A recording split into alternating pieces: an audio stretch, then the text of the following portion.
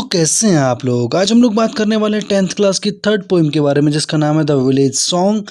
Composer है इसकी सरोजनी नायडू और इनका लाइफ स्पान था 1879 से लेकर 1949 तक। इस पोइम में सरोजनी नायडू प्रकृति के प्रति अपने प्रेम को व्यक्त करती हैं। इस पोइम में एक लड़की जो कि शादी के लिए अपनी माँ से मना कर रही है, वो शादी नहीं करना चाहती, वो शादी से बचकर प्रकृति की गोद में जाना चाहती है, क्योंकि उसे लगता है कि प्रकृति की गोद में अनंत और आखिरी खुशी मिलती है। 4 स्टैंजाज हैं इस पोइम में। फर्स्ट स्टैंजा जो है उसमें माँ अपनी बेटी से क्या कह रही है वो हम देखते हैं कि honey child whither are you going? Would you cast your jewels all to the breezes blowing? Would you leave the mother who on golden grain has fed you? Would you grieve the lover who is riding forth to wed you? तो पहले देखेंगे कि honey child प्यारी बेटी whither are you going? whither यहाँ पर where से यानी कहाँ, कि प्यारी बेटी तुम कहाँ जा रही हो। Would you cast, यह कास्ट से मतलब लीव यानी कि छोड़ देना। क्या तुम अपने गहनों को, ज्वेल्स माने गहने होते हैं, क्या तुम अपने गहनों को छोड़ दोगी all to the breezes blowing, उन हवाओं के लिए जो जंगल में हवा बहती है, उन हवाओं के लिए क्या अपने गहनों को छोड़ दोगी। Would you leave the mother, क्या तुम माँ को छोड़ दोगी, उस माँ को who on golden grain has fed you, जिसने सोने के अनाज से तुम्हें पाला है। यानी कि सोने के अनाज से मतलब लिटरली गोल्डन ग्रेन नहीं है, यानी कि बहुत मेहनत से पाला है। वुड यू ग्रीव मतलब होता है मेक सैड, क्या तुम दुखी कर दोगी द लवर, उस प्रेमी को who is riding fourth, riding माने घोड़ा चला के, तो हु इज राइडिंग फोर्थ मतलब घोड़ा चला के आगे की ओर आ रहा, फोर्थ माने आगे आना, टू वेड कि वो क्या तो अपने उस प्रेमी को भी निराश कर दोगी, दुखी कर दोगी, ग्रीव माने दुखी कर देना, जो कि घोड़ा चलाकर तुमसे शादी करने के लिए आ रहा है। So the second stanza is, और इस सेकंड स्टेंजा में उसकी जो बेटी है वो जवाब दे रही है अपनी माँ को कि मदर माइन, कि मेरी माँ, to the wild forest I am going, कि मैं जंगल के लिए जा रही हूँ। Where upon the champa boughs, यानी कि चंपा एक फूल होता है, उसकी डालियों पर, उसके पेड़ की डालियों पर the champa buds are blowing, यानी कि चंपा की कलियाँ खिल रही हैं, ब्लोइंग मतलब खिल रही हैं।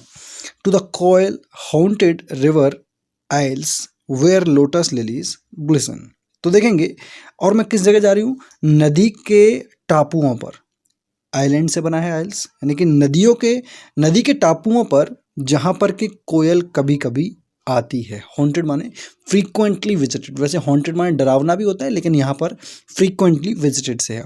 वेयर लोटस लिलीज ग्लिसन, और जहाँ पर कि कमल की जो कुमुदनियाँ होती हैं वो ग्लिसन माने चमकती हैं, शाइन करती हैं। The voices of the fairy folk are calling me O listen, तो अपनी माँ से कहती है कि माँ सुनिए, the voices of the fairy folk यानी कि परियों के गीतों की आवाज़ मुझे बुला रही है।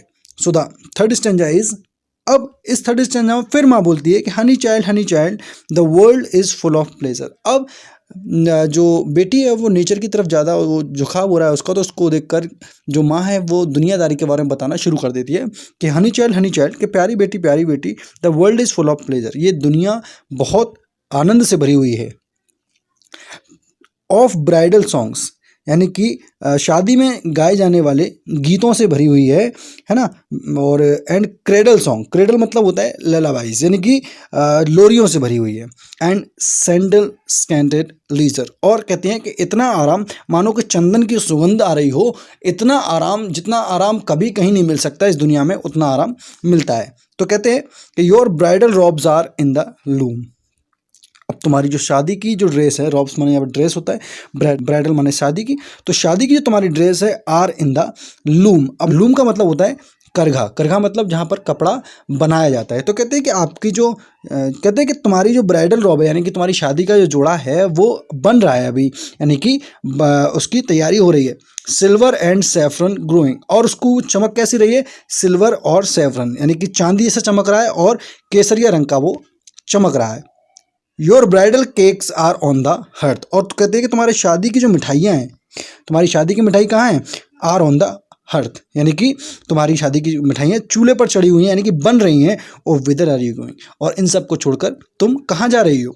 So here is the last stanza, और इस लास्ट स्टैंजा में बेटी अपनी माँ को फिर बताती है कि the bridal songs and cradle songs have cadences of sorrow. अब कहती है के बेटी के जो शादी के समय गाए जाने वाले गीत हैं या जो लोरियां हैं वो हैव कैडेंसेस ऑफ सॉरो, यानी कि दुख की ताल भी होती है उनके अंदर। कैडेंस मतलब ताल, ताल रिदम। तो कहते हैं कि इसमें दुख भी होता है। ये आज ये शादी की जो आप गाने मुझे सुनाएंगी या लोरियां की बात मुझसे कर रही है, एक समय के बाद इनमें दुख ही दुख है। The laughter of the sun today, the wind of the death tomorrow. अब कहती है कि जो सूरज आज मुस्कुरा रहा है, जो सूरज की मुस्कुराहट आज है, the wind of death tomorrow, वो कल मृत्यु की हवा में बदल जाएगा। यानी कि ये जो संसार है आज इसमें खुशियां हैं तो कल इसमें दुख भी है। इसी वजह से मैं इस संसार को छोड़कर मैं तो प्रकृति की गोद में जाना चाहती हूँ।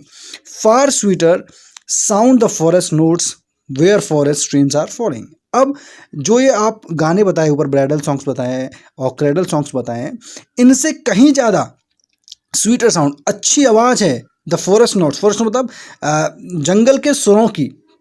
वेयर कहाँ पर, जो फॉरेस्ट स्ट्रीम्स, जहाँ पर के जंगल के झरने आर फॉलिंग, यानी कि गिर रहे हैं। यानी कि जंगल के झरनों की गिरने की आवाज़ और उनका जो संगीत है वो इन सब संगीत यानी कि ब्राइडल सॉन्ग्स और क्रेडल सॉन्ग्स से बहुत ज़्यादा अच्छा है, क्योंकि इसमें आज सुख है तो कल दुख है। लेकिन जो जंगल में जो सुख मिलता है उसमें कभी भी दुख नहीं आता है। So the last line is, O mother mine, ओ मेरी माँ, आई कैन नॉट स्टे, मैं नहीं रुक सकती। The fairy folk are calling me, परियों के गाने मुझे बुला रहे हैं। तो गाइज इस पोइम में जो पोइटस है हमारी वो परमानेंट हैप्पीनेस के बारे में बात करती है, ना कि टेम्पररी हैप्पीनेस के बारे में। तो गाइज आज के लिए बस इतना ही। अब जो नीचे आप सब्सक्राइब का बटन देख रहे हैं उस पर आप फॉरेस्ट फेंक के मारिए या फेरी फॉल्क, मुझे नहीं मालूम, सब्सक्राइब हो जाना चाहिए। Thank you.